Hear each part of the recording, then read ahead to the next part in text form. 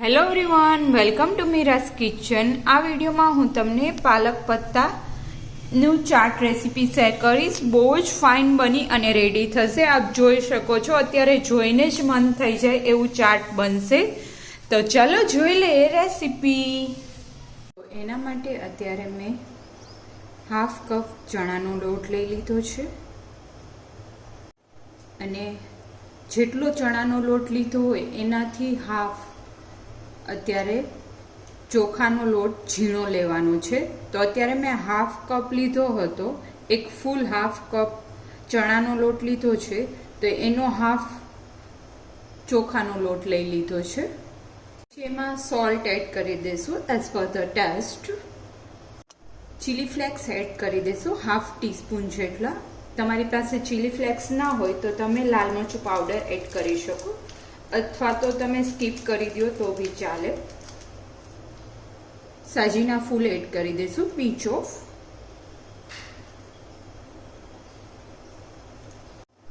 હવે પાણી એડ કરતા જશું અને બેટર આપણે મીડિયમ થીક રાખવાનું છે, બહુ ઘાટું બી નહીં અને સાવ પતલું બી નહીં।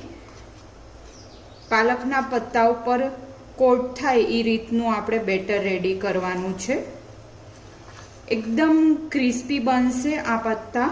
અને જો તમે ઘરે પાર્ટી અરેન્જ કરતા હોય અથવા તો કોઈ ગેસ્ટ આવવાના હોય અને તમારે ચાટ સર્વ કરવું હોય તો આ રીતના તમે બનાવી અને સર્વ કરશો તો બધાને ગમશે। પ્લસ પાલક બહુ જ હેલ્ધી હોય છે, એમ જ આપણને ગમતી નથી હોતી, પણ આવી રીતના કંઈ યુનિક વેથી પ્રેઝન્ટ કરો તો બધા ખાશે આને અને બહુ જ ગમશે બધાને। જરૂર લાગે એ પ્રમાણે પાણી એડ કરતું જવાનું છે અને બેટર આપણે બનાવી લેશું।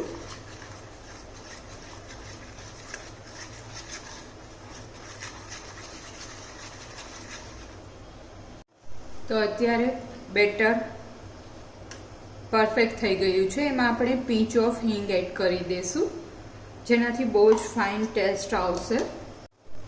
તો બેટર રેડી છે, આપ જોઈ શકો છો। આટલું થીક રાખવાનું છે, આવી રીતના ઇઝીલી પોર થઈ જાય એ રીતનું। બેટર રેસ્ટ થાય ત્યાં સુધી આપણે એક સાઈડ તેલ મૂકી દઈશું, એક પેનમાં અથવા તો કડાઈમાં। એક સાઈડ આપણે ચાટ માટેનું દહીં પ્રિપેર કરી લઈશું। અત્યારે મેં ફૂલ ફેટ દૂધ મેળવી અને દહીં રેડી કરેલું હતું, એમાં આપણે દળેલી ખાંડ એડ કરી દેવાની છે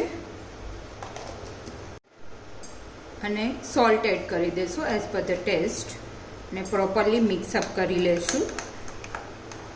તમે આને ગાળી બી શકો, જો ચાળણીમાં ગાળી લેશો તો એકદમ ફાઇન દહીં રેડી થઈ જશે, અને ગાળવું ના હોય તો આવી રીતના મિક્સઅપ કરી લ્યો તો બી ચાલશે। મિક્સઅપ કરી અને ફ્રીઝમાં ઠંડુ થવા માટે રાખી દેવાનું છે, જેથી કરીને પ્રોપરલી સેટ થઈ જાય દહીં। પાલક લઈ લીધી છે, આવી રીતના પાલકને કટ કરી અને વોશ કરી લીધી છે અને ઉપરથી લૂછી નાખી છે એકદમ। હવે પાલકને આવી રીતના ડીપ કરી દેવાની બેટરમાં, જેથી કરીને પ્રોપરલી કોટ થઈ જાય। આપ જોઈ શકો છો આ બેટરની કન્સિસ્ટન્સી પ્રોપર છે, પાલકમાં આવી રીતના કોટ થઈ જવી જોઈએ। અને બહુ થીક હશે તો પાલક છે ક્રિસ્પી નહીં રહે, એટલે ખાસ ધ્યાન રાખવાનું। ખાલી આટલી જ પતલું એવું બેટર જ કોટ થવું જોઈએ પાલક પર। મીડિયમ તેલ આવી જાય એટલે આપણે પાલકને ફ્રાય કરી લેવાની છે, આવી રીતના કરી અને દાંડલીથી એને પકડી લેવાની, જેથી કરીને ફ્રાય કરતા ફાવે। બહુ ફૂલ ફ્લેમ હશે ગેસનો અને તેલ ફૂલ આવી ગયું હશે તો ક્રિસ્પી નહીં થાય પાલક, એટલે ખાસ ધ્યાન રાખવાનું કે મીડિયમ ફ્લેમ ઉપર જ ફ્રાય કરીશું આવી રીતના ટર્ન કરીને। અને આપ જોઈ શકો છો બહુ ઝાઝું કોટ નથી થયું બેટરનું, બહુ સિમ્પલી એવું થોડું જ થયું છે। ગેસનું ફ્લેમ મીડિયમ રાખીશું ફ્રાય કરવા ટાઈમે, અને ગોલ્ડન બ્રાઉન થાય કલર ત્યાં સુધી આપણે ફ્રાય કરવાનું છે। આપ જોઈ શકો છો અત્યારે ગોલ્ડન બ્રાઉન કલર આવી ગયો છે, આ પરફેક્ટ સ્ટેજ છે, આપણે લઈ લઈશું। અને આવી જ રીતના બીજા ફ્રાય કરી લેવાના છે પાલક પત્તા. જે બી એની વરાળ નીકળી જાય એ ટાઈપના વાસણ ઉપર એને મૂકવાનું છે, જેથી કરીને સોફ્ટ ના થાય આ પાલક પત્તા. તેલ આવી જાય એટલે આપણે આવી રીતના પાલકના પત્તાને બંને સાઈડથી કોટ થઈ જાય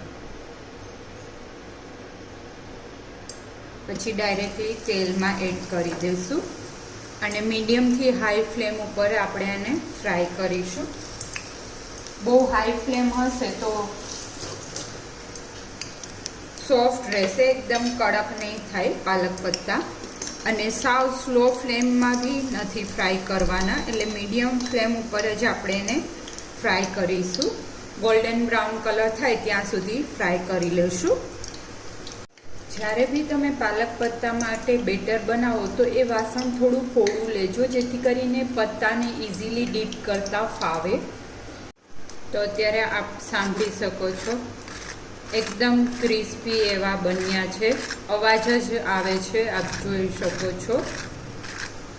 ક્રિસ્પી દેખાય બી છે અને એકદમ ક્રિસ્પી બનશે અને તેલ બી જરા બી નહીં રહે આવી રીતના તમે કરશો તો જોઈને જ મન થઈ જાય એવું ચાટ રેડી છે અને બધી પ્રિપરેશન બી રેડી છે. આંબલીની ચટણીનો ઓલરેડી મેં વિડીયો અપલોડ કરેલો જ છે અને આ કેરીની ચટણી ગ્રીન કલરની મેં બનાવેલી છે. મસાલો ચાટ મસાલાની બી રેસીપી મેં શેર કરેલી જ છે. ધાણા ભાજી કટ કરીને લઈ લીધી છે, મસાલા દાણા લઈ લીધા છે, ડુંગળી લઈ લીધી છે, સેવ લઈ લીધી છે અને મીઠું દહીં આપણે રેડી કર્યું હતું એ બી લઈ લીધું છે. તો પહેલાં આપણે ચાટ મસાલો જે ઘરે બનાવ્યો છે એ જ સ્પ્રિંકલ કરી દેવાનો છે થોડો એવો. પછી આપણે દહીં એડ કરી દઈશું.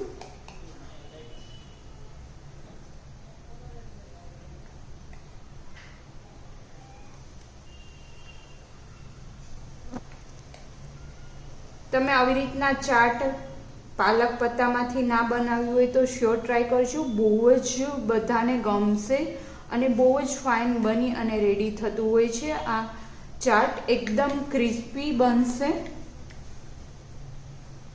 ઉપરથી આંબલીની ચટણી એડ કરી દઈશું, ખજૂર આંબલીની ચટણી, ગ્રીન ચટણી એડ કરી દઈશું.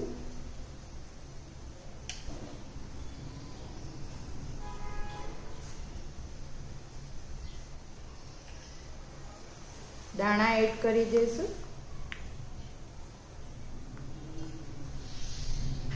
ડુંગળી એડ કરી દઈશું. સેવ એડ કરી દઈશું.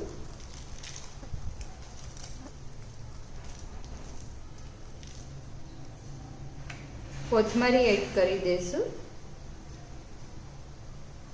અને ફાઇનલી થોડો ચાટ મસાલો સ્પ્રિંકલ કરી દઈશું. અને તમને જો ખાટું પસંદ હોય તો થોડું લીંબુ એડ કરી શકો, પણ અત્યારે મેં કેરીની ચટણી યુઝ કરી હતી એટલે લીંબુ નથી એડ કર્યું.